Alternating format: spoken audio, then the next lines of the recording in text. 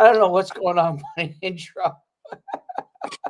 I clicked the thing. I don't know what's going on. It went like I got two intros going at the same time. It's all good. Today we have a great guest, QB guru, offense coordinator of Lacey High School, former Maine quarterback. I forgot where he started his college career, but he ended up as a star at Maine. And then I think it's a place that no longer has football. I want to say Iona, maybe Iona. But then was a star at Maine. Walked on, earned a scholarship, became starter, became a star. Played a bunch of years in arena as a starter. Playing some great teams. A couple off the top of my head: Albany, Tampa, Atlantic City, something in Jersey. Trenton. I believe he was also on that team that was in, I want to say, Washington D.C. Maybe, but we'll let him tell you more. He was in arena for many years. He works with quarterbacks, trains them. He is a boardwalk beast man, and I think without further ado, we can bring on office coordinator of Lacey, Coach Warren Smith. Coach Smith. What up? What up? Hello. Welcome. Thanks for having me. Appreciate you, buddy. First of all, what arena teams did I leave off? 2012, I was in Germany. Oh, okay. International. The Dresden Monarchs. They still up and running over there. Shout out to those Dresden guys and the Germans. 2013, I was in Richmond. 2014, Tampa and Trenton. 15, I was in Spokane. 16, I was in Lehigh Valley and Tampa again. 17, Lehigh Valley. Then finished with Washington, D.C. in 18. Atlantic City in 19. Jersey in 20. COVID. 21 and 22, Albany. Wow. Yeah. I lose track of it a little bit, to be honest. Obviously not. You just listed damn. I knew you were a well-traveled man, but I did not know Lehigh Valley, Germany, or Spokane. Those are the ones I didn't know. Yeah, Spokane was cool. Like Washington State, either. Spokane? Yeah, like I was like 10 minutes from the border of Idaho. That's like amazing. That's awesome. Washington State's my soft spot. Yeah, I met Coach Leach out there and a bunch of those guys on the West Coast. It was pretty cool. Yeah. Was he? Wow. So he was in Pullman at the time. Yeah, he was like. Yep. I saw him at a golf tournament. He was having a blast, to say the least. Yeah, I bet. I heard Eastern Washington is beautiful. Awesome. I loved it out there. Gorgeous. It reminds me of Jersey, the weather, like the four seasons, snow in the winter, nice in the summer. I liked it out there a lot. It's a cowboy town too, right? It has that. It has a mixture of everything, but yeah, I definitely ran into a few cowboys. Very, very cool. Cool. So let's start with, and let's back up, and I mean, we gave an intro on you. Why don't you give a little bit of the intro yourself as a player, and then as a coach, kind of your journey? Well, I went to high school at Lacey High School, where I'm coaching at and teaching at now. Then from there, we had a pretty good high school run where we made a finals in my junior year. We won it. We lost my senior year, but we made it to the finals all 3 years when I was playing high school. And then I went to Iona. I walked on to Iona College, and I ended up playing like the third game at quarterback and playing the rest of the year because of a couple of injuries. I was very fortunate to get in, and they folded football after the season. So then I had a free transfer year. We ended up playing University of Maine that year. Got beat bad, but I put some good stuff on film. it was ironic how they had a QB transfer out. They needed a guy. They reached out to our guy, and so after Christmas break, I went home for a couple weeks, and then January 10th, I was up at University of Maine for the second semester and spring ball. Yeah. So then I was there for 3 years. Had a really, really great time up there. Met some good people. Played some really good football. We made a deep run my senior year into the NCAA playoffs. Ended up beating Appalachian State, losing into the quarterfinals to Georgia Southern. Through my last college pass to Jerick McKinnon, who's currently on my fantasy team for interception. Nice. Unfortunately, yeah, he was playing DB back in the day. But then, one of my coaches from Maine told me about the GFL and the German Football League, and I, went through the whole pro day process. Had a couple CFL looks, never really a chance in the NFL. Back then, I think I just missed they wanted at that time they wanted 6'3" prototypical, and I just missed that 6 foot where that was acceptable. And whatever, didn't work out, but all worked out for a reason. And went over to Germany, had a great season out there with those guys, great experience. But I wanted to coach. That was my goal. I wanted to coach. So I came back from Germany, finished out my degree at Maine, helped out as a student coach, and then still wanted to play though. So arena football kind of checked all the boxes for me because I got to play in the spring and the summertime. And then once the football season was over in arena, I got right into coaching. So I coached at Kane University in 2013 for a year with Coach Dan Garrett, and great guy, great program. I talk to those guys still to this day. And then started playing arena football. So arena football in the spring. Then I finally got a job at Lacey. Then I've been coaching at Lacey since. So calling the offense now, but just finished playing. Last year was my last year. I didn't play this year, obviously.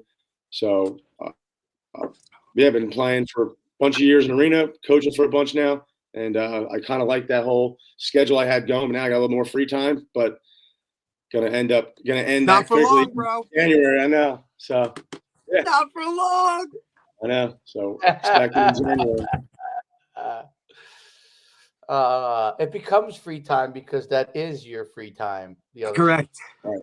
So, but yeah, that's pretty first of all, wild and awesome career as far as playing wise, and obviously coaching. Okay, quick quiz question before we get into it. In your opinion, besides yourself, who is the greatest player in Lacey history?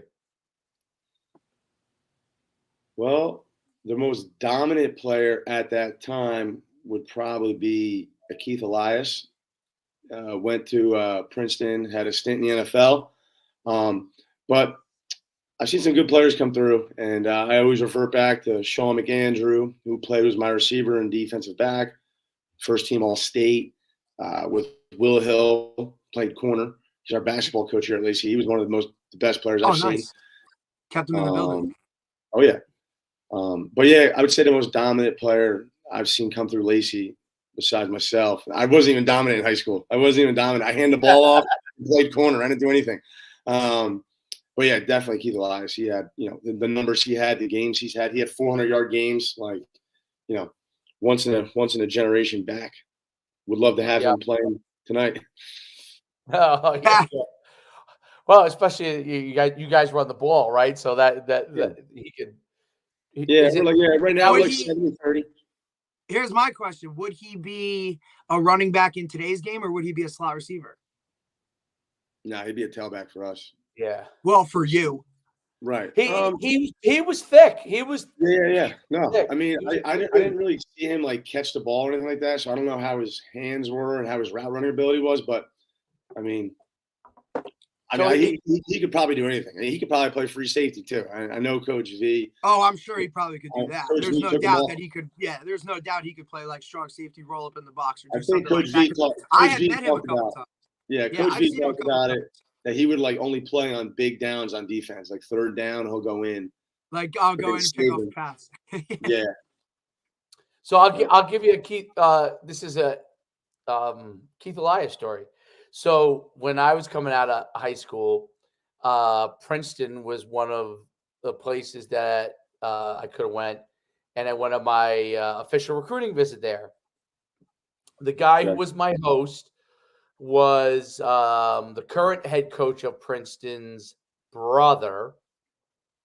I can't think of his What's his first name? name now, No. but it's Sarace, the head coach of Princeton, Yes, Bob yes, Sarace. yes. His Yeah. brother was my host. But Wow.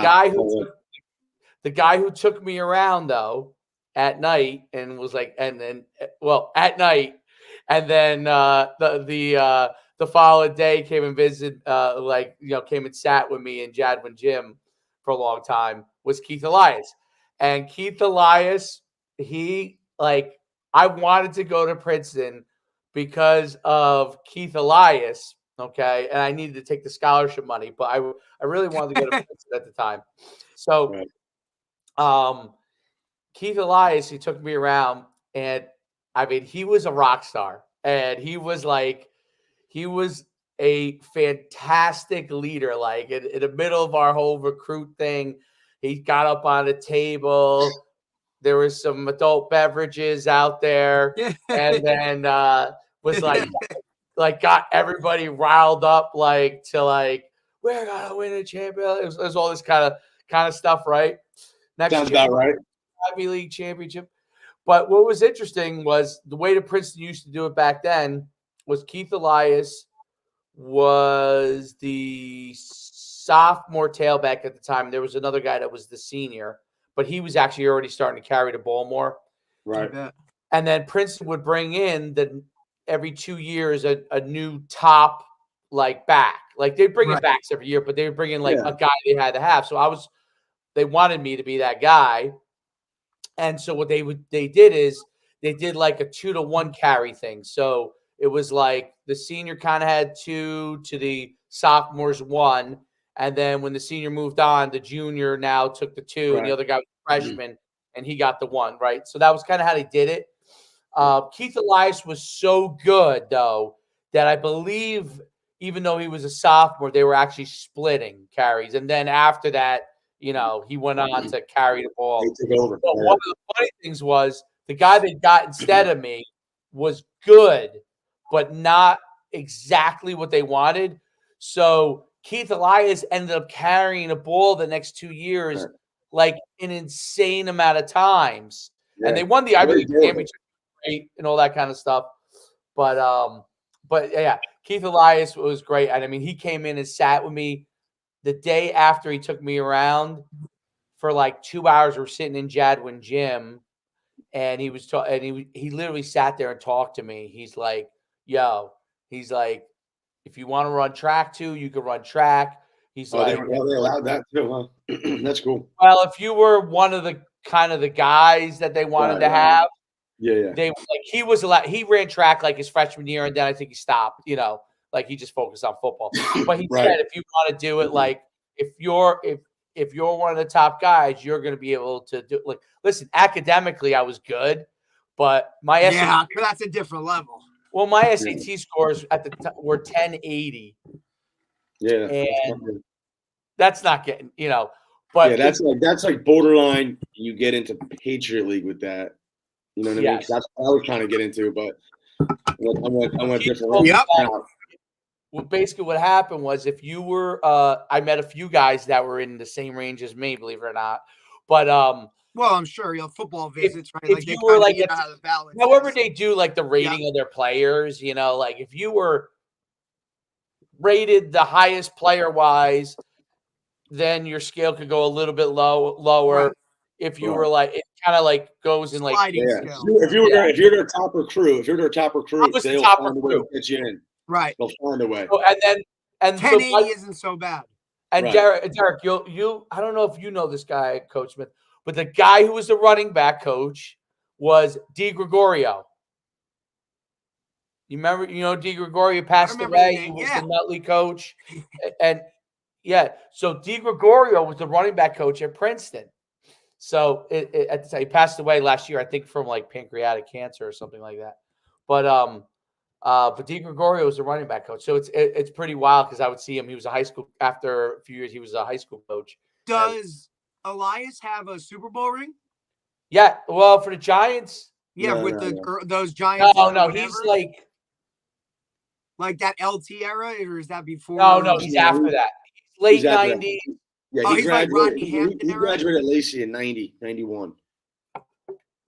He's mid to late 90s played in the NFL. Maybe Yeah. in the 2000s. So who do you play for with the Giants? Fossil? Dude, I don't know. Yeah, I don't know the Giants. I don't know the Giants like that. Parcells? I think he was like between no. Parcells and between Fossil. Fossil. It has to be Yeah, Fossil. whoever that in between is, like those pre-Rodney Hampton years or whatever. Charles Way. And so I knew Lacey, by the way, as this like mega shore powerhouse. That's how I thought about it. Right. Like I thought I've known Lacey when I was up north and at West Orange. We used to scrimmage Lacey every year. Every year. Which it was like, what the, like, you know, like, who is before, this? Before that COVID, was the link to the shore. Yeah, before COVID hit, we would always go up there at West Orange every year. Oh, wow. Yeah. So it was like, and I always West Orange, Del Barton. We'd all go up there every year. Del Barton would like give us hot dogs after the scrimmage. It was good. But we've well, that's how I came to know of Coach V, you know, was like, hey, this guy's, and then obviously, you know, I had no idea that he was such a big influence at RBR. When we got there, it was like, you know, his name was all over the kind of place. And then, you know, so, I mean, listen, my man's been in the game for a while. Oh yeah. Still in it. So, offensively, let's talk a little football stuff. Offensively, what are kind of some of the core tenets that you want your team to understand, and especially your quarterbacks to understand when they're operating an offense? Well, I mean, I always preach on protecting the football. You know, because in high school it's a little different than like what I was used to, especially in the arena league or in college. A little bit more high paced. You get more possessions. In high school football, these games go fast, especially if you're running the football and you're playing some decent defense. I mean, last week we had a game, we only had 5 possessions on offense. So it's 5. You know, Dave, I'm telling you, it's slowed down. It's even since like a couple of years ago. I feel like the entire thing is, whether it's I don't know what it is. I don't know the answer of what it is. Whether teams are now like, you know, they want to sit on the ball and kind of like push time so that, you know, because maybe they realize they're not as good or whatever, and they want to kind of stay within a certain. But it definitely has slowed down, right? I mean, listen, I was at one of your games. What did I see you play? I saw you play Ocean, right? And it wasn't just your side of the ball. It was Ocean too. Like, it's just, I feel like the game is now, I don't know. It's definitely different. And you can definitely talk about pace being part of it. So definitely protect the ball. Definitely see on that one. You know, because that's important too. Turnovers. I mean, preaching it, you know. And then I tell the kids it's about getting first downs. Like, don't listen, if a big play happens, big plays are great, but first downs are crucial. And you just play for first downs and play for ball control and field position. That's another big thing I've noticed in high school football, like over the years of coaching it.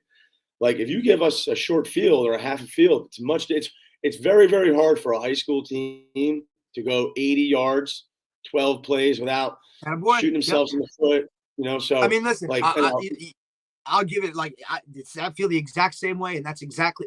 Listen, do big plays happen? Yeah. Are explosives great? Right? Like, yeah, big plays, explosives. That stuff's positive too. But you got to understand, like this is high school football, right? And for any team, good, bad, indifferent, whatever it is, to put together drives to go down a field, right? Play after play, success after success. You have more of an opportunity. There's more of a chance of a mistake happening, whether a turnover, just penalties in general, to put you kind of behind the chains. Like, but if you can stay in front of the chains and play the field position game in high school, you'll be in every. You're going to win a lot more than you're going to lose. You will be in every single game, and I got to tell you, so of course, I played arena football. I played in the spread offense in college. I love throwing the football, like coaching 7-on-7. But I tell my high school quarterbacks, listen, if you can throw 3-step, sprint game, a little bit of waggle, and a couple screens, and an occasional downtown shot, and if you can be efficient with that, you can play high school football. You could be a really good high school quarterback, and that's where our guys at right now. And listen, we have a really good receiver who played with us in Boardwalk, Santucci, but you know, I can't guarantee he's going to get 15 catches a game. I can say, hey, listen, target you maybe 6 to 8 times, but we got to establish a run. We got to play good defense. We got to control the clock. And if the opportunity arises and we can take a shot, we'll take a shot. And so I think the other thing too is like everybody sees like, and especially now, right? Like everybody's watching like what McDaniels is doing at Miami, and everybody's like, oh, this and all that, like all this explosive, exciting stuff, right? But at the same time, I look at it and I see, and it's like guys want to do so much, right? And it's, hey, we're doing this, we're doing that, we got this package, we got this group, we got this, we got that, and before you know it, now you're sitting there and you're in the middle of a game and you're trying to do all this stuff. And before you know it, like, bam, we only had 5 possessions. We didn't run 75% of the stuff that we wanted to or could have, just based on the way and the pace of the game itself at the high school level. So to me, less is more. Do certain things and do them over and over and over and do them extremely well. And then do it out of different formations. You know what I'm saying? Like that's, I feel like that's the way to kind of where you can kind of catch a team or do that. But I'm just saying, guys want to do so much that at the end of the day, like you just said, you had 5 possessions. How are you going to, you're not doing 75% of the stuff that you're spending all of that time on. It's a waste of time. Do what you do and then go from there, Yeah. And it's funny. You said something about formations. Like that's a big thing. Like if you can get good at 4 to 5 type of run plays, whether it's a gap scheme, man scheme, pin pull scheme, right? Jet game, right? You get really good at that. Then you can window dress with formations. Then it looks like you're doing a lot more than motions. Doing. So that's what we take on. We take a lot of that here.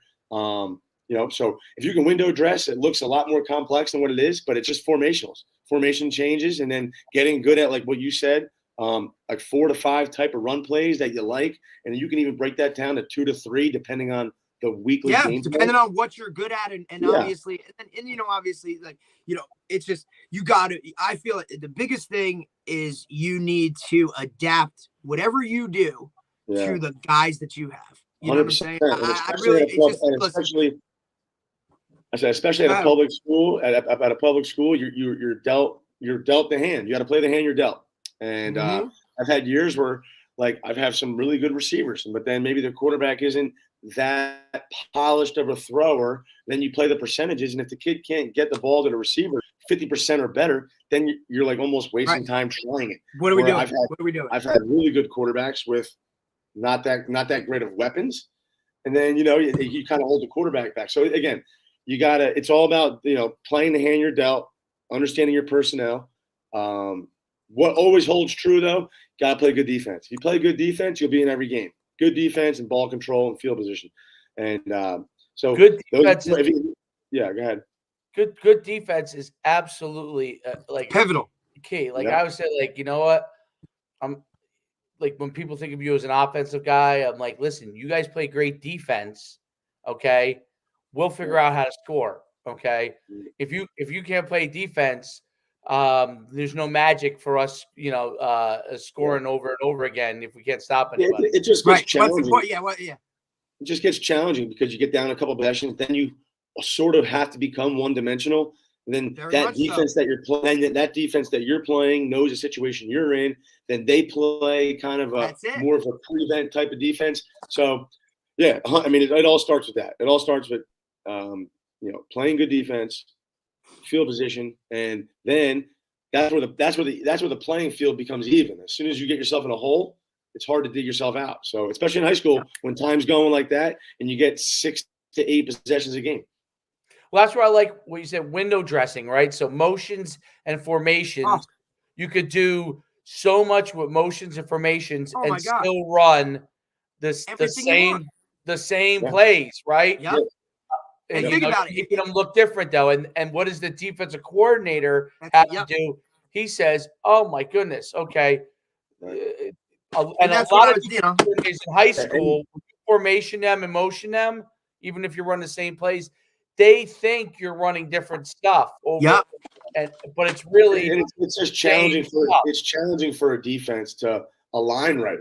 And if a defense isn't aligned now, I have to take the time in practice to go over this formation, that formation, that form. Hey, when he does this, you got to do this, and then if he does, this goes against our rules. So now we got to line up like Well, there's just not that much time, and we're talking about high school kids. You know what I'm saying? Like, hey, And you want to line up in this and then kids, trade, right? Like, you want to work trade. Oh, now I got adjust my front. I got to go here. What are we doing? Half of your kids are going both ways. So it's like you got to spend.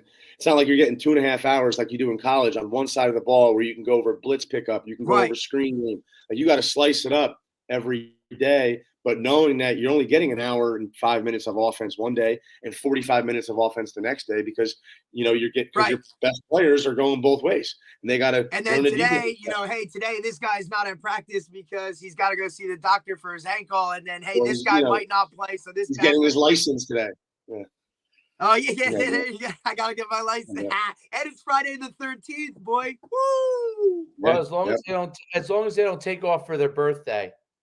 Oh no, the best one. Hey, coach, I gotta get a haircut. Seen that. I gotta get a haircut. I won't be at practice today.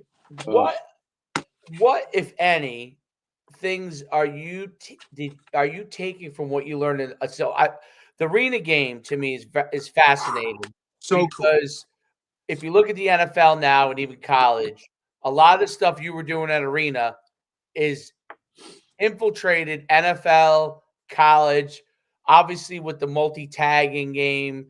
I mean, arena tags everything, right? But everything. And you know who I learned that from? Mr. Stafford. Mr. Stafford, right? So arena tags everything, and or 90% of it. But the tagging and the motions, even though the motion is different in arena, what are some of the things that you're able to bring from what you did in arena? Some of the, I call it really advanced passing scheme stuff. Okay, that now you see everywhere. But how are you able to take some of that stuff and bring it to what you do in with your high school team? And are you able to do that? Well, I mean, here's the thing. In arena football, it's like a fast break offense, but it's usually always 3-step drop. So I'm big. I'm really, really big into 3-step passing game. Like what arena does, scheme or high percentage of, it's like an extension of a run game type of thing, where I expect my quarterback to throw hitch 95% completion percentage at least, and that's like our biggest route in arena: hitch, stop, quick out. So I think like the arena game makes you get the ball out on time, and the ball. You only have 3 linemen. Got to get rid of it. You can trade that. The outdoor game, the game slows down a little bit for you in the outdoor because you have a little bit more time.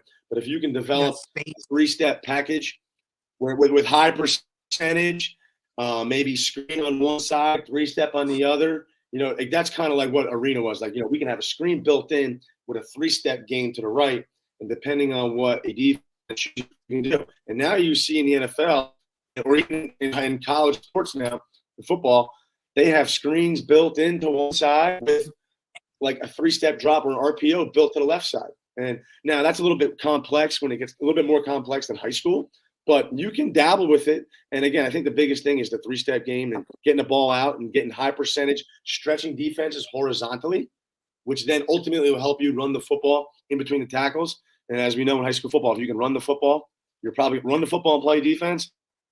That's a recipe for success. So if you can get a team to worry about your 3-step horizontal extension of the run pass game, it helps your O-line out, helps your run game out, and ultimately put your team in a good situation to succeed.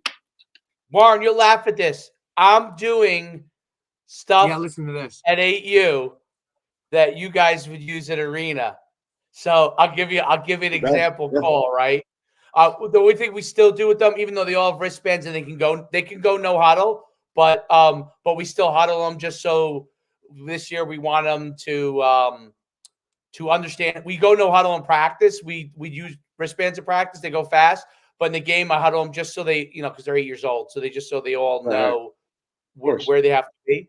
But like a play call would be like, we'll do like 3-jet flash, 24 out. So we tag the receivers on their outs, and they're running little out routes, and we're doing a jet flash, and Troy rolls out and throws the ball. Right. Yeah, that's great. So The like game's that, like innovating, man. It's getting it's evolving. The game is definitely evolving. and the kids will come. What I find even with like 8-year-olds, right, is that they'll come in and they'll be like, "Hey, can we tag 3 swing? Like, so we have 3 swing, which is just, basically you just swing pass, turn and throw it, right?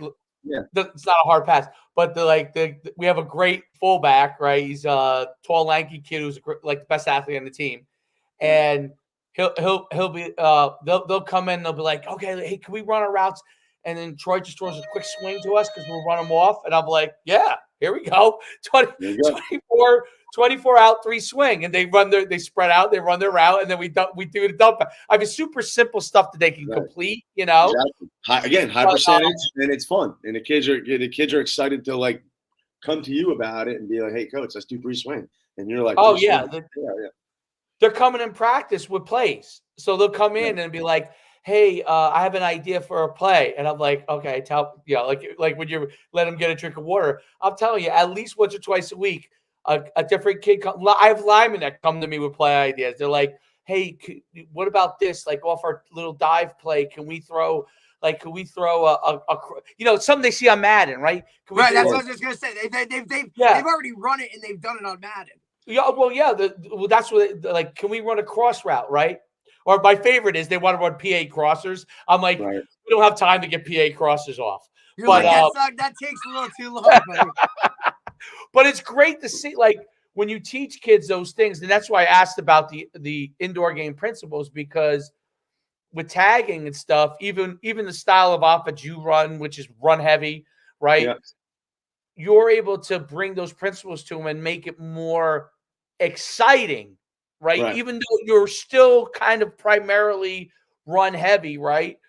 You're able to make it exciting so the receivers are more engaged, and when they get their opportunities, they're more engaged. Yeah, I mean, like my goal with like calling an offense, especially playing in the tri-state where you're dealing with weather, like weather, the cold, like that kind of, you got to be able to go under center, because you're going to get 2 to 3 games a year where you're in downpour rain, and the shotgun snap isn't going to be as high percentage. So you got to be able to start from under center. That's why when I train my quarterbacks, I always start under center, because a lot of these kids are sitting a gun. And they've never gone under center in their life. They never got under center. So what I try to do is try to be on offense like 65, 35. I usually end up being more 70, 30. But the yardage is similar, and that's my goal. Now I've had really good teams that were with like a Bernardi we were 60, 40 because his throwing ability and the receivers that we had, skill set added to it, and the percentages were higher. Now I've had teams also where we were 80% run, 20% pass, because we had 2 tight ends and we made the defenses defend extra gaps and we ran the ball well. But if you in the tri-state, you have to be able to establish some sort of run game, I believe, and then balance it out with a play action pass game and a 3-step game that's an extension of your run that can almost balance out and equal the same amount of yardage. And that's when you become hard to defend, because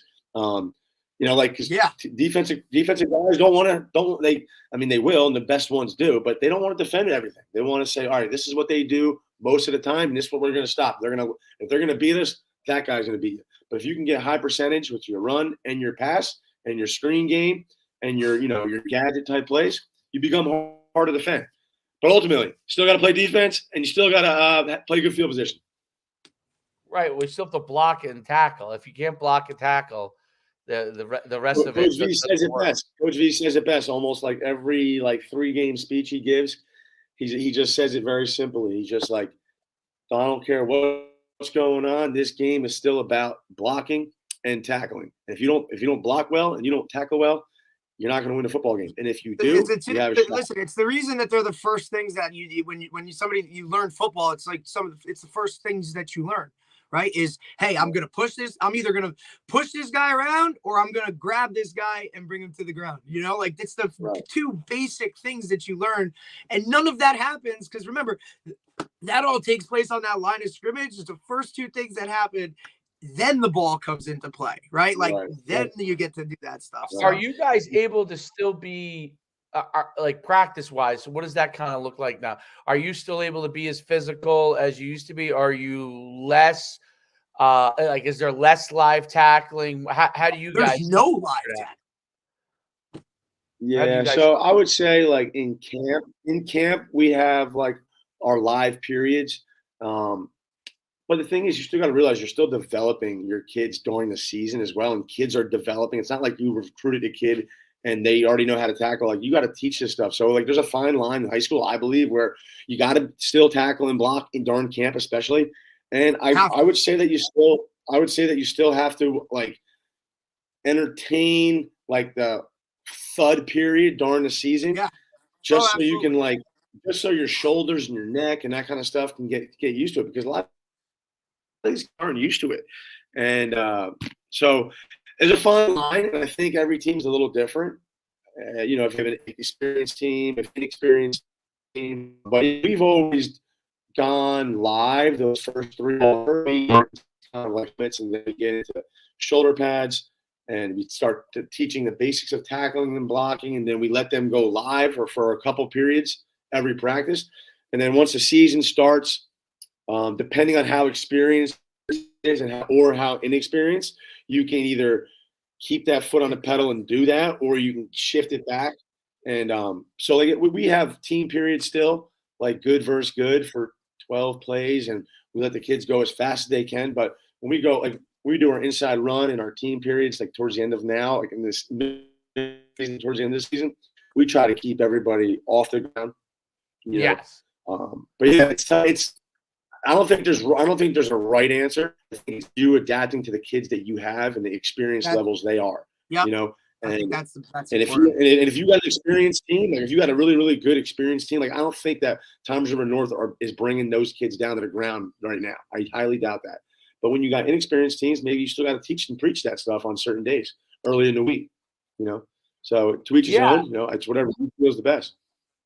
I think I think obviously the thud, in team, the besides the taking them to the ground that you're worried about, I think you always got to have some thud, but taking them to the ground, the other issue that it gets is guys get rolled up, right? So that's a totally unintended consequence. Not so much the actual guy tackling another, but where the hurt comes in, but more like this guy gets rolled up as he's running the ball and someone tackles him into him and all those kind of things. But I think obviously in your individual periods, you're able to do some more stuff there because you can control it better, and you can probably do some more stuff there. But it's interesting because from a development level, like you see in the game, as you go up the ladder, you probably tackle less in practice nowadays than at the bottom. At the bottom of the ladder, right? At the bottom of the ladder, like we're still. Like every day we're still teaching tackling, right? Every day we're still teaching blocking. Like every single day we do a blocking period, a tackling period. We might be tackling a wheel, we might be tackling a pad, but we're always doing it because you want. My thing is they have to learn it. But what I noticed, and like our youth program was very good, but what I did notice watching, like I did notice that there are some guys that don't teach tackling and blocking each day as in what they do. And I always like, that's interesting because I feel like at young age, like if you could learn it in the first few years the right way, then you just, you can just polish it. Start to carry you with you that by the time you get to high school, you'll be phenomenal. It should carry with you. But if you don't learn it early on, then it's but it's important. That's why it's super important for these youth coaches to understand that. But some of these youth coaches are so excited to get out there and coach their kid, and they're like, oh, well, I saw that on television. Let's do that. You can't it's great that you're like thinking down the road for that kind of stuff. But like you said, with that at that level, it comes down to blocking and tackling. And I think our youth levels and the flag is like taking it away a little bit. Where that's why I think high school coaches should always meet with their youth coaches early on in the summertime and express the needs. Listen, you guys can be creative and do what you want to do, but here's the 3 things that we need to touch on. We need to touch on tackling. We need to touch on blocking, and we got to touch on football IQ every single day. And once you get good with that kind of stuff, then you can branch off and start getting into your creative offense and defense and gadgets and all that stuff. If you don't learn it, because if you don't learn it at the youth level now, then you got to waste time at the high school level. Yep. Later in the season, it kind of holds you back a little bit. So again, and the big thing is progression. Yes. I think progression, understanding, like if you could teach, I mean, this is obviously important in high school too, right? I mean, it's important in college, it's important, but progression of how you advance those things from ground zero, like never have you tackled before, how you teach that to each step along the way. Like, you know, like one of the things I always said to our guys is like, we're not doing, you know, the old, we all did it because we're old enough that because we're old. Yes, the whole head back to back, get up, crush each other. Yeah. Like, we're not doing the old school Penn State, you know, whatever drill. When do you do that in a game? That I would say, where is that in a game? I remember when I was in youth, I was blocking like this. On youth, I was blocking. Yeah, you're right here. Yep. You need to be here, right? So, but and I said, where do we do that in the game? And as soon as they give you as soon as a coach gives you the answer, nowhere, right? So what you want to do is teach tackling so you progress to the point where they're facing each other like the old shake and bake drill, right? Yeah. They're facing. This is what happens in a real game, but you don't want to do that the first day. No, you have no team left by day 2. Right. So now when they do this little drill, okay, you start in tighter space and expand a little bit more space. Yes. But I always say you don't go crazy with like all this space. No, like, you build up to it, right? Like it's like, hey, day 1, day 2, day 3. Exactly. And like, that's that, like what you're talking about when high school coaches come down, like if high school, like I know you guys do because Lacey is still small enough. School, even though it's a pretty decent sized school, it's still small enough community that you guys will have those relationships. And I think it's smaller towns you can. Like I'm in a big town, right? It's hard for those coaches. Very tough for you. Very tough for you. Very hard. But that could be communicated, like even if it's a coach's clinic, right, with the youth coaches, and just say, hey, here's how you progress on blocking. Here's how you progress on tackling. Here's how you progress on football IQ, right? Like, here's what holes are, you know? Right. Here's what gaps are. Like, whatever. Here's a 1 tech. Here's a 2 tech. Here's a 3 technique. Like, this is how we label things. How about even terminology and verbiage in terms of like, hey, this is our defense. We call this the Mike, Will, Sam, right? Like, that stuff, you know? Yeah. Yeah, so I mean, when I have my youth camp every year, I kind of like do like a chalk talk session just to teach those kids where the holes are, what at least what the because what look, the they're playing that and they know like this guy's the quarterback, this guy's the receiver, but they don't know he's the Z or he's the Y or he's the X or that type of things. Now, look, I don't think you need to get incredibly crazy, and then. For me, it's different, right? Because I come like my program, how many different youth organizations are there, right? Like I'm pulling kids from, not just Lacey youth organization. I'm pulling kids from as many as we can, right? So that gets a little hard for us where, like you said, that June mini camp is way bigger for me in terms of, hey, if you're coming in, this is how we do things. This is what we do, right? So it's almost like, all right, now because basically I'm starting at 0 every year on the freshman level. I mean, I'm starting with not even a player, right? Like at least hey, I'm probably going to get 20 kids from Lacey to come play football for me. Now, they may be 20 kids that sign up for football, right? Like, you know what I'm saying? But I have to go find 20. Yeah. Like, it's just different. It's different. But I think what you're saying is when you can get a jump on that stuff so that when your kids Warren's not crying for you to go and find players. I know, you don't have to. You shouldn't, right? Just don't take my players. But that is the argument that some of these guys, that these guys make. No, you're right. You're right. Oh, well, why can they go to any school and go grab whoever? Well, because I don't have a town that's already supplementing or giving me 20 to 30 guys right off the jump. It's not my fault that those 20 to 30 aren't as good as the 20 to 30 that I'm going to go find, right? That's just kind of part of it.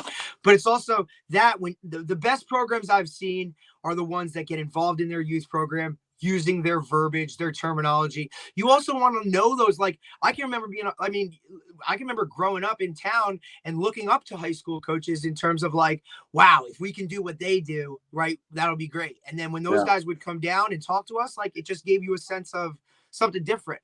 I But think in Lacey, you could obviously do it because I'm sure Lacey AYF is your like your main feeder. Like, for example, where we are now, yours is tough, Dave, because your town, that town. So there's 2 AYFs, and one of them is direct feeder for South, but ours, believe it or not, the one that I'm in, half the kids can go to South and the other half can go to North, right? So it's like you're not going to put in any particular system. No. Because they're going to go to one. If they go to one place, it's going to be one system. If they go to another place, it's going to be something else. It's going to be a different system. So, but but the thing that you talked about is the fundamentals, the progression.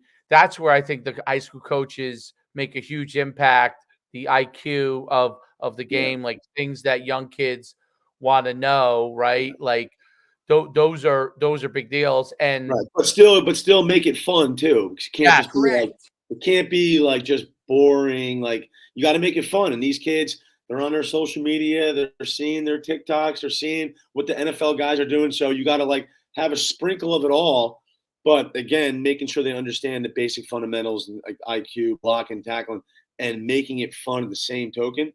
That's where you build something special.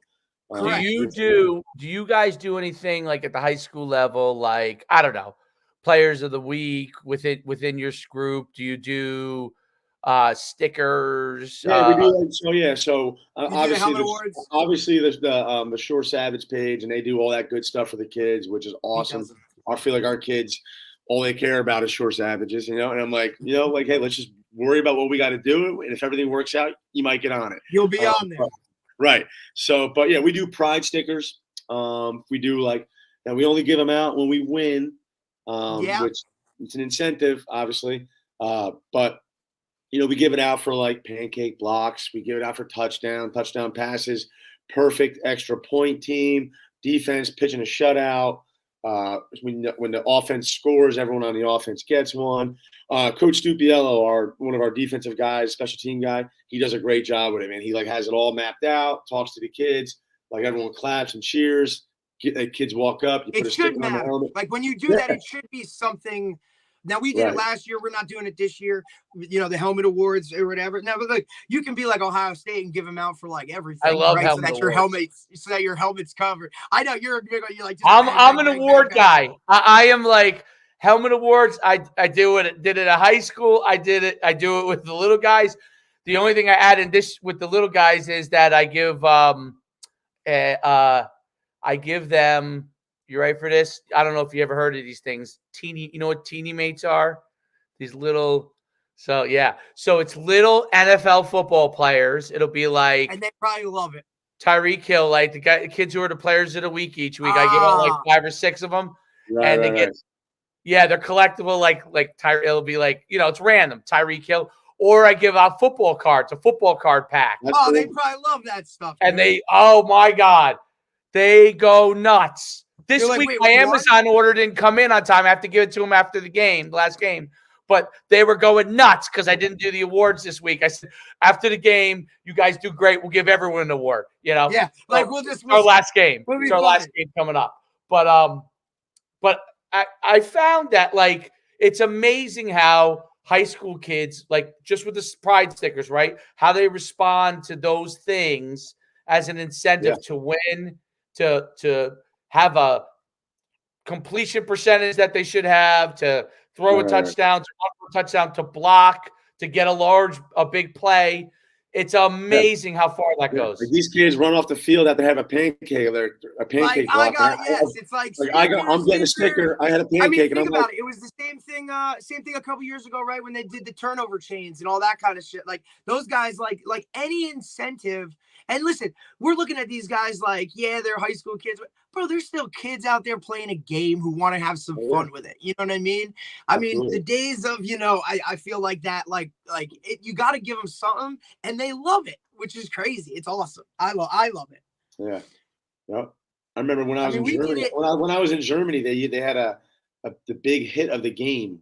The big hit. The local restaurant would give out free schnitzel. It's like a chicken, whatever. Really?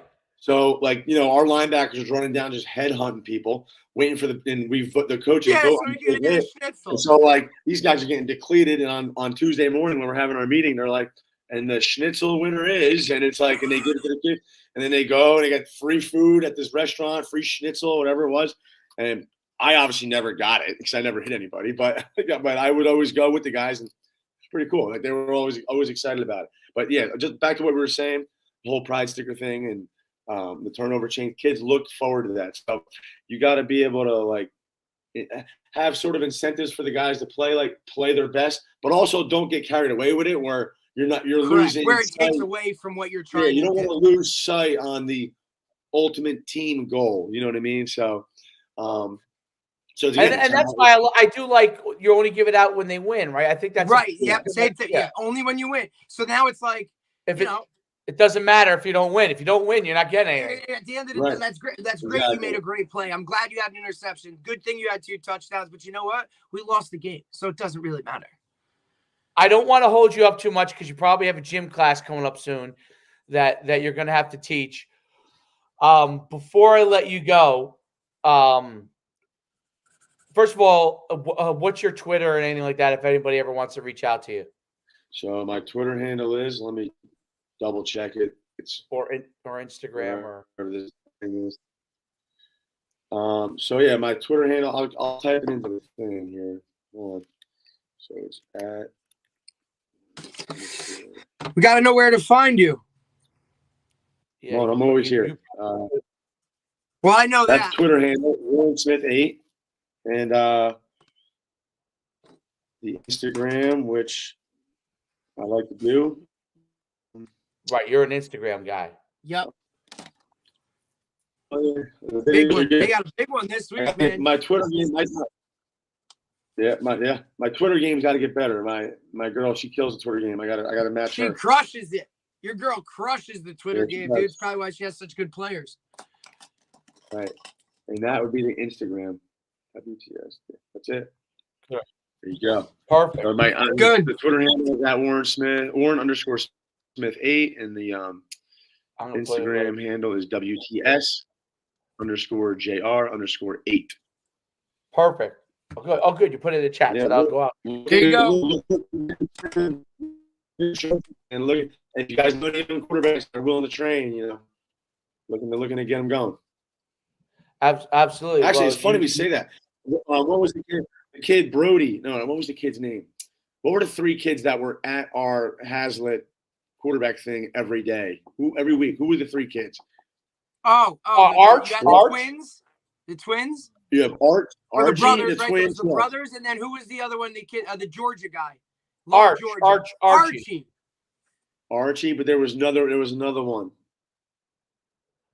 Jordan. Might have been Jordan.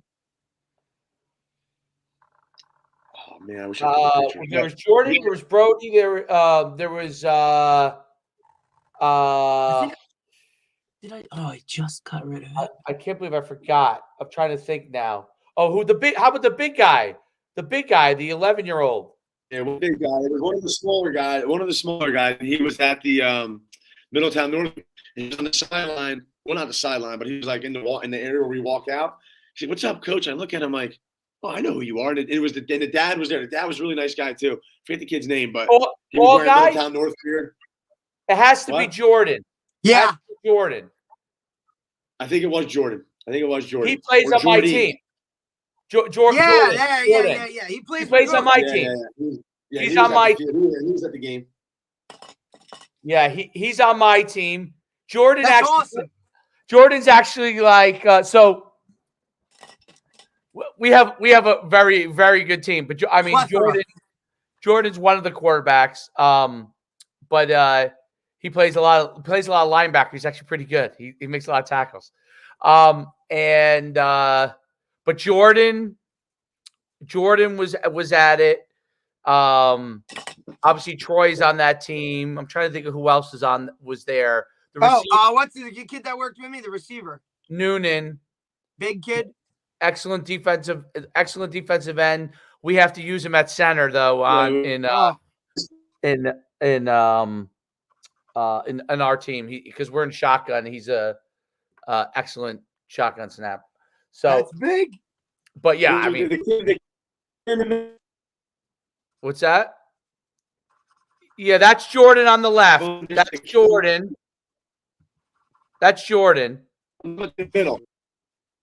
The kid in the middle. I can't tell from that angle who it is. That's not Archie, right? No, that's not Archie.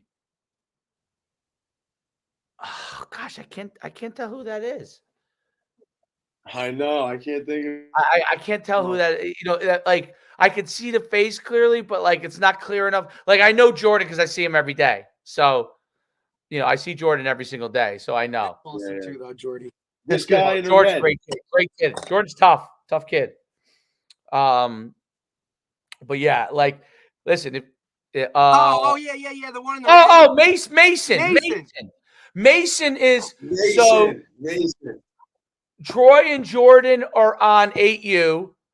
Mason is the quarterback or one of the quarterbacks on 7U. Yes. Okay. Yeah, it was awesome. They were cool. Yeah. Mason's the quarterback on 7U. He probably would have been in the North game too, because I think Jordan and Mason would go to North. I'm pretty sure. Yeah. Well, we know if they go there, they're going to have the opportunity to throw the ball. Well, North, Bush, man, North Jersey. He throws the ball, Bush. He likes North Jersey guy. He likes to throw it. Okay, you have Brick Memorial tonight? Did we lose him? Yeah. Technology. See you later, Coach Barr. Go back to class. How come Coach JB and his guy don't ever lose service? I don't know. Probably. Are they on a higher plan? I think I'm on the highest plan. They're both StreamYard though. I thought we're both on the highest plan.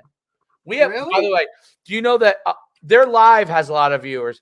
But do you know our overall site has 10 times the viewers that the JB show has? Well, because he doesn't really do what content does he produce other than him going on rants and losing his show. Mind? Yeah, his show is the biggest. Yeah, that's he's got and that's daily, right? Like he rips that show every, you know what I'm saying? Yeah, every day or like every couple days. Like I'm sure the one with Salisbury when he does that is like, that guy used to be the guy on ESPN for God's sakes.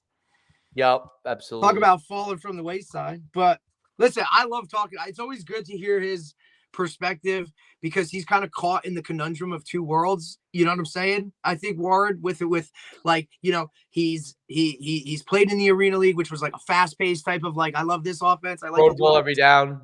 But at the end of the day, it's like, hey, Well, it's interesting. They had 5 drives in the game, so that must have been 2 teams just running the ball. I told you when I saw them live against Ocean, back at the start of the season, I told you, I was like, the operation is like, I told you, it was like watching 1996 Green Bay Packers run their, let's get in the huddle and everybody break. And now there's a fullback, there's a tight end, and only one, you know what I mean? But I think he kind of has to, I don't know. I don't know if Lacey's getting the Keith Elias's anymore. Well, they do have one guy that's a stud freshman. One of our beasts. JD. Yeah, he's a mega. He's been starting from day one as a corner, and last couple weeks he's been tailback. And a tailback in that offense does a lot more than, you know what I mean? Or at least, I don't know. You better put some weight on. But he can't. But he's also a high-level wrestler. He's huge. I mean, he's a Division I player. Prospecto. But who knows? So on the recruiting front, before we go, it's interesting what's going on. So just in basically, I don't know, in a year and a half, maybe 2 years' time, recruiting changed. Yeah, I don't even think changes is the word. Not only has it changed, but the areas that are getting recruited and how it's being done is totally different. So, like the Northeast, if you, I don't know if you've looked, but like the number of high school kids getting Come on. scholarships, I'm in it. It's minuscule. This is why. Well, look at the 2024. Let me see if I can pull This it is up. why this is why when we did one of those first episodes and we talked about where you play or where you live matters in terms of recruiting, because I'm not going to be able to, like, unless the fast-paced nature of the way things are right now is things need to be easy, right? Like, I need to be, if I know where this guy is, I want to be able to go and find him right now. Well, they don't going to go on social media. They don't even. I'm not going out of my way to find somebody. Like, yeah, he might be the best prospect in Massachusetts. You there? I lose you. You know what I mean? Like, I think it's just, look, if you're not Florida, Texas, California, Georgia, so one of those big ones, like, man, you have to now put work in to get recruited. Yeah, New Jersey has. You know what I mean? Like, dude, I mean, look, it's. I'll give you an idea. Like, I'm looking at it right now. Okay. Just look at the top 50. There's 43 kids that have for 2024 in New Jersey that have committed somewhere for 2024, right? This class 2024. Yeah, this is 2024. Right. So it's 43 that have committed. Okay. And then there's kids with offers. It's in the 50s. A little bit 40, 45 or so with Division I offers. 46, 45, 46 with Division I. Some of these guys, it's what's very interesting is outside of these guys from the drop off. I'll read you from the schools. Number 1 guys from Depascale, number 2 guys from Bergen Catholic, number 3 guys from Notre Dame. But the number 3 guy from Notre Dame is the running back who's actually from Michigan. Okay? The number 4 guys from Irvington. Number 5 is from Hun School. I don't know if that kid's actually from New Jersey or not. Number 6. What's the name? Waffle. I'm not sure. D lineman. He might be.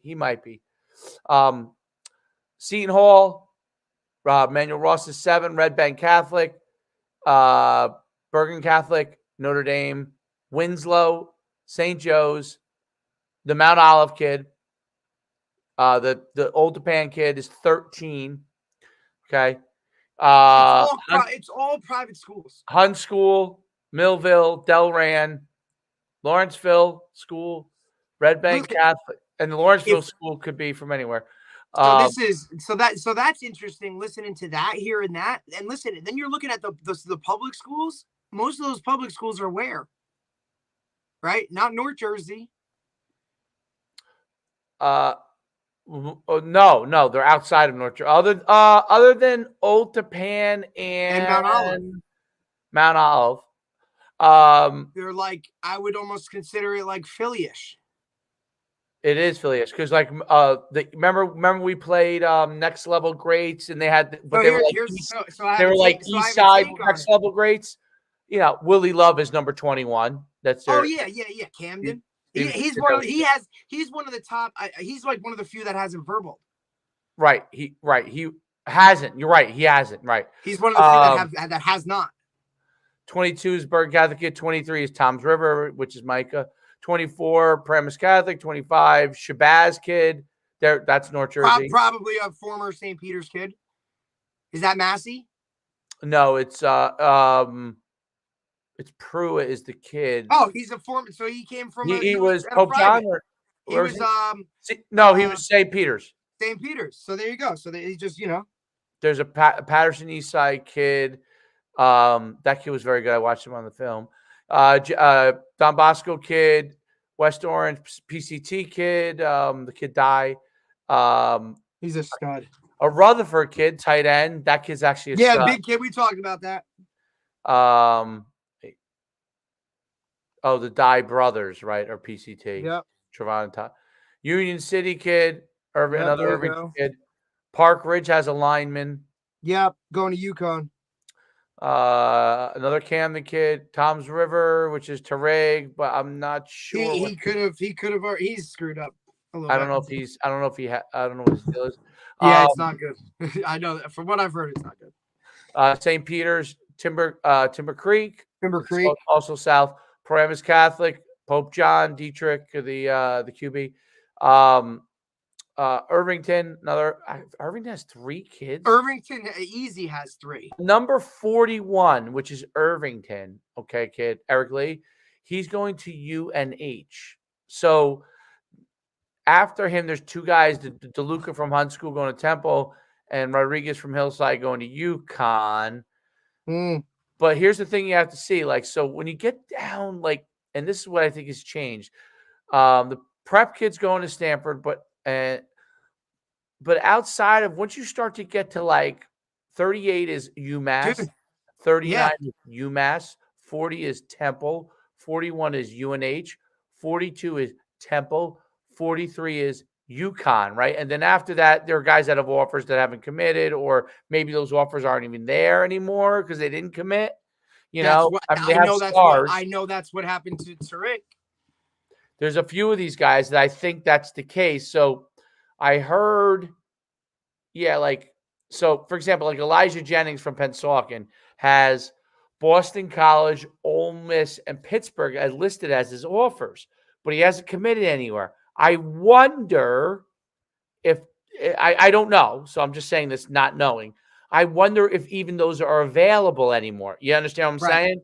Plus, I also feel like a lot of this is really going to change because I don't know if you saw the game last night, but West Virginia took a wicked loss last night to UNH on the very last play on a Hail Mary after having scored. Wait, to who?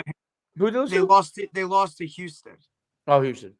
So, but you like Virginia scored. With if guys you mean are fired or something, right? Like and they have a lot of offers out there. I feel like if Neil Brown gets fired, now it kind of or just how things happen in the offseason. I'm curious. So, of the New Jersey kids that are committed, guess how many are committed to West Virginia? I would say probably 5. 1. Okay. It's Kinsler from Bergen Catholic. Bergen Catholic has who I'm sure has Bergen Catholic stacked too. They have a ton of kids. Yeah, and that you listen. You're only looking at you're also only looking at 24s. Syracuse has a lot of kids because of nuns. Yes, right, as you would expect. They have a ton. How about UConn? UConn actually has a good amount, which and then Temple. UConn notice what school you don't see. What? Where's Rutgers? UConn has a few. Where's Rutgers? Rutgers does have a few. Rutgers has Winovich, who's really from Massachusetts, but is now in New Jersey. Sanders. The kid from Sanders and Serace. So Serace, who's running back teammate who we brought over to Notre Dame, is Winovich. Those 2. And then you got Kai Sanders. And then you have the Delran O-lineman, Kenny Jones, who's a good player. Because I saw him last year when he was very disruptive in the playoff game, the championship game. But that's 4. That's it. 4 guys committed to Rutgers High School from New Jersey. Let's go over to Rutgers. I'm curious. Okay, now we go over to Rutgers. They do have 23 commits. So Rutgers has 23 commits. Only 4 from New Jersey. That's interesting. I don't know. I don't know what to say to is that good? I don't know if that's good, bad, or what. I don't know if it's good, bad, or indifferent. I'm not sure. I mean, he's having a pretty good year so far, but they're going to play the tough part of the schedule coming up. They're playing Michigan State this weekend, and I really feel like with all the craziness that's going on there, they're ripe for the picking. Are they going to take advantage of it? I don't know anything about either team, right? I've watched a couple games. I don't know whatever, but they're playing Michigan State this weekend. And I feel like even though Michigan State is what it is, if you get like that win, that's probably a big win for them, right? Well, Like, so let's use Rutgers as a good example of this, right? Let's say, so I would, my guess, I mean, I have to look at history here. He look, his class is ranked pretty high, 34. So let's say, for argument's sake, Shiano's class is pretty good. Let's just say, argument's sake, it's pretty good. Okay. So it's a pretty good class. Only 4 New Jersey guys, and one of those 4 is actually from Michigan originally. Okay, right. he's here now. Let's go back a few years. And this will tell you how kind of New Jersey recruiting is changing and where you are is changing. So let's go back to 20. I don't know if 2020 is a fair thing because of That's what I was just gonna say. I don't know if 2020 works because of the COVID. COVID. Let me go. Maybe go a little earlier now. Maybe go like 2019. Let's go 2019 before COVID. So let's go before COVID. All right. So here's what Rutgers had from Jersey in 2019. 1, 2, 3, 4, 5, 6, 7, 8, 9. Although the kid didn't end up going there. And transfers, they have 10, 11, 12, 13 Jersey guys in that class. One of them was and that was so those guys are now the running back from Bosco was probably one of those guys, and now he's part of it. So my point is this: in 2019, they had 13 Jersey guys. 2024, they right now have 4 Jersey guys committed. And besides Jersey guys in 2019, they also had 1, 2,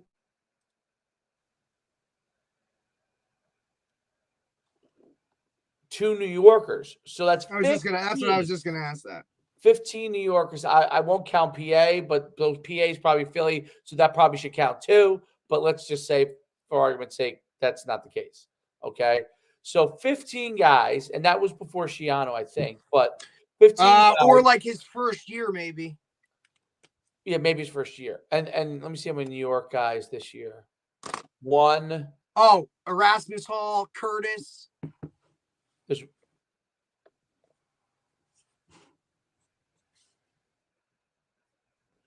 one Erasmus Hall kid. I thought which is something that's gone down because that was huge. I remember like a couple classes had a bunch of New York guys. 2 because they have Duff. So 2. So 2 New York guys. So that makes 6. So 15 compared to 6. That's a big difference. Now, here's my question, right? Like, is it because they're better Chianos thinks better players are outside of it? Or is he pulling from the portal? Well, even in 2019, there was, of those kids, 6 or 7 of them were that were 3 of the Jersey kids were from the portal. So see, that's I don't. I mean, here's my thing. What's the level of talent? It's got, you know what I mean? Like, what's the level of talent for that year? Right? Was there better guys that just weren't in Jersey? You know? What's another school? I mean, listen. Here's another look. At the kid from Matawan, offensive lineman, defensive lineman, just got a Michigan offer yesterday, which now gives him Michigan and Georgia plus something else. Is he really good? He's I watched him play basketball last year, and I was like, oh, okay. And he didn't have anything yet. Like, he's right up there with Jalen Matthews and those other guys that are big time. And now, so let's look at Sarah. But I think Pitt is the one that's coming in crushing people right now. Pitt only had a couple guys. I mean, they got Willis. It wasn't it wasn't as big an number. What's his name? The kid from RBC's going there, Bruton. I think that's it.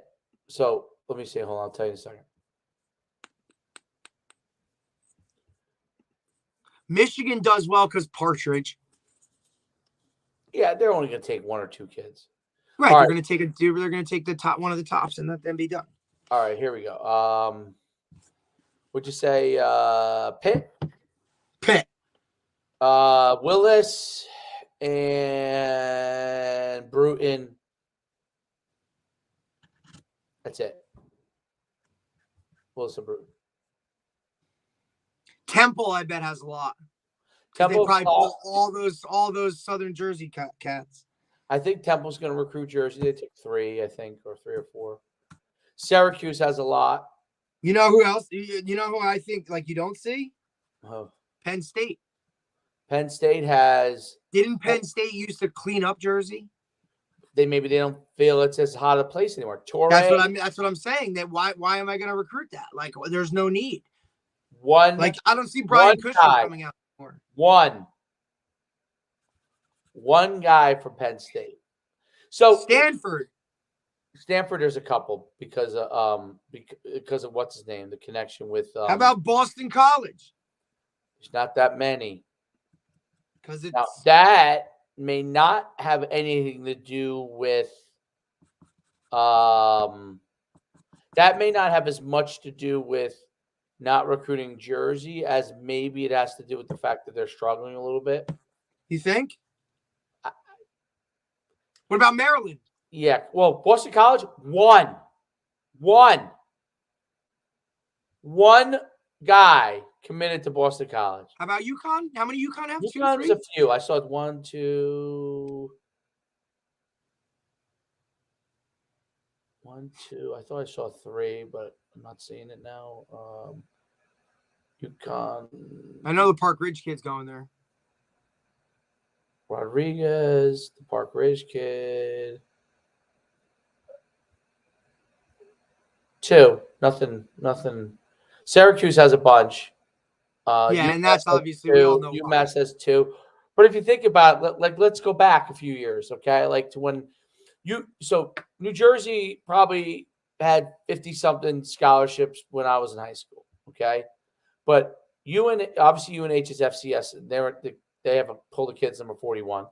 UConn and UMass were FCS, okay? Like now they're listed as FBS, but like it's not like the talent is that much better. So it's just a team that's moved into the lower level of Division I. I mean, UMass is pulling the 38th best player. Like that would have been maybe a Rutgers kid or easily. My thing is like I feel like they're not the top schools other than the very best kids. The number 1 kid or something like that, number 2 kid. They're going down. I feel like they're going down. I'm curious about Pennsylvania because Pennsylvania to me is like everybody wants to go south. Pennsylvania has a lot of Philly kids, which is you get some speed, and then you're going to have some size in like the rural areas. All right, so Pennsylvania looks very different, very, very different. I'm looking at theirs. They usually have more scholarships. They have 63, okay? And I think Pennsylvania's been able to hold more of it because it's with stability. James Franklin, like he's a good. It's near Ohio too. It's near Ohio, right? Yes, Ohio as well. Bigger football area. On the New Jersey side, you still have that Southern Jersey, Philly. So here's I'm going to read you. This is how many kids are going to Penn State from Pennsylvania. 1, 2, 3, 4, 5, 6, 7, 8. You're going to make yourself sick. It's in their top 63. It's 8. Okay. That's most of the top kids. Going where they should be going. Pitt, obviously a handful. West Virginia, a few. But here's what's interesting. Any Maryland? Not really many Maryland. I'll read you 1 through 20 what they have. So 1 through 20 is Penn State, Wisconsin, Alabama, Penn State, West Virginia, Penn State, Notre Dame, Penn State, Pitt, Cincy, USC, Michigan State, Michigan, Pitt, Wisconsin. But it's like that all the way down, right? So you go, oh no, there is Maryland, 48, 40, 44, 48, 49, 52, Maryland. But you look at it, your top 10 is all Penn State. Yeah, see, New Jersey. The best guys in Pennsylvania go to their state school. Top 10. Look, New Jersey, top 10. How many of those guys are going to Rutgers? 7 of 10 are going to Penn State. 7 of the top 10, Penn State. Now, so go to New Jersey. Are 7 of our 10 going to Rutgers? Well, my question is, does Rutgers want 7 of our 10? I don't know. I'm not sure. Are those seven better than? Are those 7 better than? You know what I mean? Like, so I'll read. Here's our top 10: Georgia, Rutgers, Penn State, Michigan, Ohio State, Stanford, Rutgers, Texas A&M. That looks very different, right?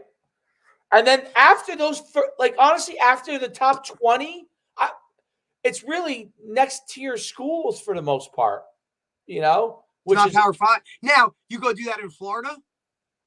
Let's look at Connecticut, which is a crappy state for recruiting. Connecticut. Surprisingly, they have 15 kids with Division I offers. They have. Well, listen. Think about their big. Used to be less than that. Avon by the Sea, right? Like those. Those big programs have 5 each. Who knows if those kids are even from that? They're not. Half of them are from Canada. Who's from here? Listen, when I do all the rankings and all this stuff on those kids, none of them are from Connecticut, dude. You're right. Okay. Yeah, because you're right. I'm looking at it's preps. It's all prep schools. Cheshire It's all prep school. And now listen, I'm not knocking that. No. I think it's a better experience. I think the whole prep school, high school is phenomenal. I think that's a great model. If you're a kid that's behind the 8 ball, you reclassed.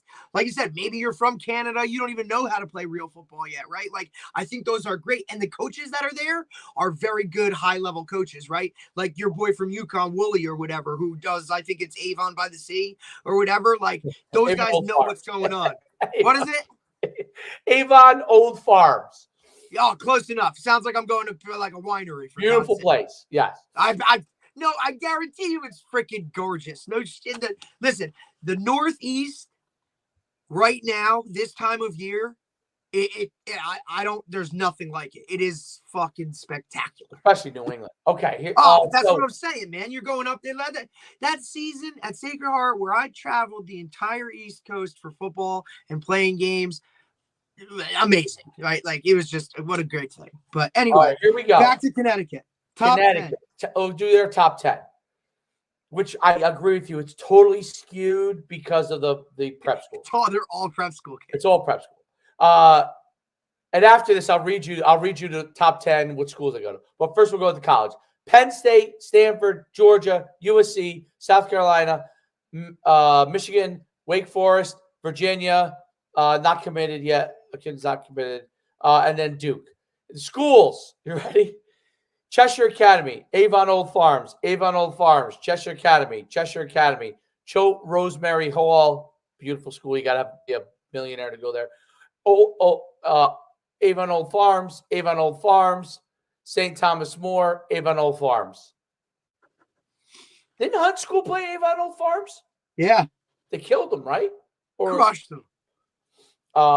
Yeah, so that's that. Let's find a more reasonable state here. What about New York? Do New York. New York. I'm curious if New York is affected like New Jersey. New York is always so interesting because you have the state, you have the city, right? And I just think those two are literally totally separate entities. I'm actually working on one of my buddies to come on the podcast, coaches in the city, and has coached in the city. And his son right now is currently at Wagner doing some things as a quarterback as a freshman. So I'm trying to get him on in a couple weeks, and he can kind of talk about, the New York football, which is, I don't know, I think a little different. Like, whenever you're trying to play one of those guys out of state, it has to be in September. They cannot start in August. Like, there's a lot of more restrictions, I feel like, up there. I'll tell you what's interesting. Syracuse is crushing Rutgers in New Jersey. Nunzio. Yeah, it has to be Nunzio. And then my question is, are they recruiting the same guys? That's the only thing I don't know. But that's a very good question. I like that. Well, listen, I know. Listen, the KJ Duff, the tight end from St. Anthony's in the city, he's supposed to go to Rutgers, but I know for a fact, like, he's number 1 on Syracuse's big board. Right. So, New York, Corey Duff is number 1. Rutgers. Is he really? He's the number 1 player? Yeah, number one. That's Rutgers, Georgia, Penn State, not committed. A kid is 4. That's interesting. Michigan State, Rutgers, Minnesota. What? Yeah. PJ Fleck? Yeah. And then That guy must like acronyms. And Wisconsin. Wisconsin always goes northeast. Minnesota, 2 Minnesota guys, and then Syracuse is 10 as the 10th kid. They only here's what's crazy. There's only 15 kids. There's not even a 20 with D1 offers from New York. So that kind of goes to my theory, like New York, New Jersey is not as heavily recruited. Obviously, New Jersey's better than New York, but not as heavily recruited. Can you look at Massachusetts? I bet you, yeah, because I don't think there's as many prep schools there. No, but you do have. I mean, and I don't know what, like, when we talked to Corey, I'm not sure what's like how that school. I mean, look, I know they went down to Florida, got smoked, but that's not kind of. It's hard to judge. You know what I mean? Massachusetts has as many Division I kids as New York, which is shocking. 15, but still awful. Don Brown cleaning up. Notre Dame, Penn State, Pittsburgh, Michigan State, UConn is the 5th guy, Duke, BC, Virginia, Vanderbilt, BC. Smart kids. 2 BCs. BC did not clean up in Massachusetts, which is shocking. And no UMass. No UMass at all. I don't know what's going on. Maybe Don Brown isn't. That's not his jive. Let's go to Delaware. Oh, this has got to be all like West Virginia. Wow, there's only 3. Only 3. Yeah, and does it do any play for our boy? Yeah, 2 of the 3. I tried to get him on. He's too into season right now. Syracuse, Temple, JMU. JMU, the best one out of all of them, probably wins the most out of all of them. Delaware does not have many Division I players. Yeah, but how about the University of Delaware doesn't take that JMU guy? Well, they don't. 24/7 is not going to list University of Delaware. They're gonna. It's only FBS. They'll list them after, but they're not going to list them until signing it. Gotcha. Maryland has 53. It's Maryland. Oh yeah, Maryland. Think about it. Maryland's right up there. I think Maryland's top 10 state. Used to be less than New Jersey, but it's past New Jersey. Oh, it's gone. It's run. Hell yeah. All right, the first guy hasn't committed. He must have every offer. Where does he go? He goes to. I never heard of the school, Concordia Prep. I don't know what that is. Then it's Oregon, Wisconsin, Florida, Clemson, Michigan, Virginia Tech, Penn State, Maryland, Florida State. Wow.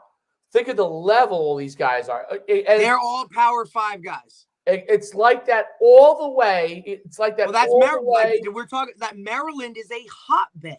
It's like that all the way until basically like 50. I mean, that's a big difference. That's phenomenal. That's a shift. To me, that's a shift. Absolutely. All right. To see Maryland like that. Let's do a fun state top 10 that's like smaller, big. Let's do Mississippi. Small, a lot of Division I, but smaller state. All right, let's do their top 10. You ready? This is kind of fun. Florida, Ole Miss, not committed.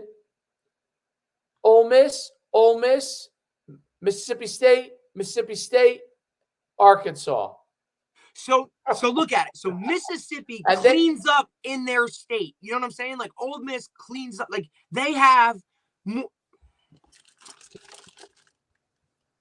and they have 65 guys listed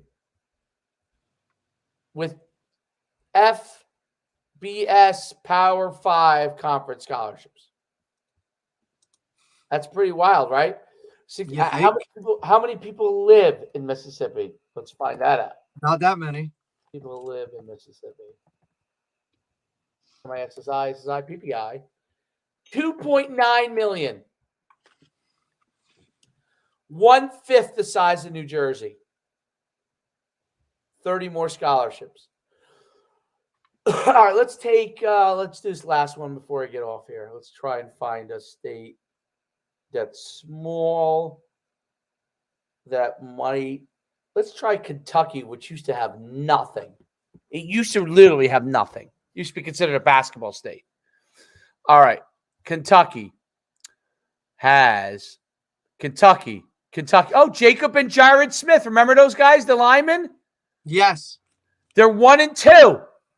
Okay, reach out. Those are our boys, 1 and 2. Dude, that's crazy. And hey, did you get? I was reading one of those messages. Who was the name of the dude that we sent it, or that you guys sent to Oregon State? Oh, the offensive lineman. Yeah, the offensive lineman. Yeah. What about him? He's a fucking starter. Yeah. Oh, he's great. Dave, he's starting now. They said I guess she posted a message on the whatever app that we use. I was reading the other day.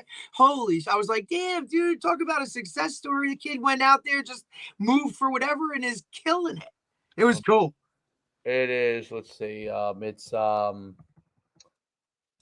blanking right now out of nowhere. This is funny because we talked about him so many times. Oh God. I know Oregon State. I can't believe I'm blanking. I hate when that happens. That must be. Oh, it drives me crazy. Like you, it's on the tip of your tongue. Yeah, and then you're just like, It's as soon as I say it, I'll know. Oh my God, there's so many double numbers in college. Dude, and the 0 thing is crazy. It's. The guys wearing 0 and shit, bro. Oh yeah, 0. Yeah. Ben Hartman. That's it. Ben Hartman starting? There was. Hang on, let me get my. Hang on, give me a sec here. I'll look it up. Give me a sec. Yeah, no, like I was saying, I'm pretty. I just want to I don't remember the message she gave us. Damn it, I'm gonna break this whole fucking thing. She sent a message on the. Give me a sec on the sales message thing. Oh, Messenger? Yeah. She sent it. It was under here. I have to send it to Mike if that's. What was his name? I'm sorry. What was his? I'm trying to say shit. What was his last? Actually, right here. It should be right here. No, open. Damn it. I wish I. Oh, Ben Hartman has been moved up the depth chart at Oregon State University. I'm sorry. Oh, no. Oh, this is old. Oh, my bad. This is old. Oh, shit. Oh,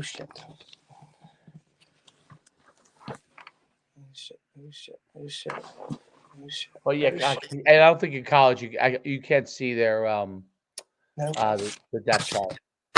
No, you can't. You can't. So I have to watch a game now. It's interesting that they list all the kids, every player's Twitter in the roster tab and Instagram. Yeah, it's a little weird. I guess that's for NIL maybe purposes. That is interesting. Oh shit. But yeah, so that's we'll end on that. But that was it's interesting looking at like where the scholarships is and how it's allocated because obviously it's still the same number of scholarships. Every team has 85. That hasn't changed. Right. It's just how do you utilize them now? How are they pushed out in different areas and where are they going? So, but anyway, let's end it. We'll go from there and next time. That was our 20th. Oh, that was 20? That was 20? That was awesome. 20. All right.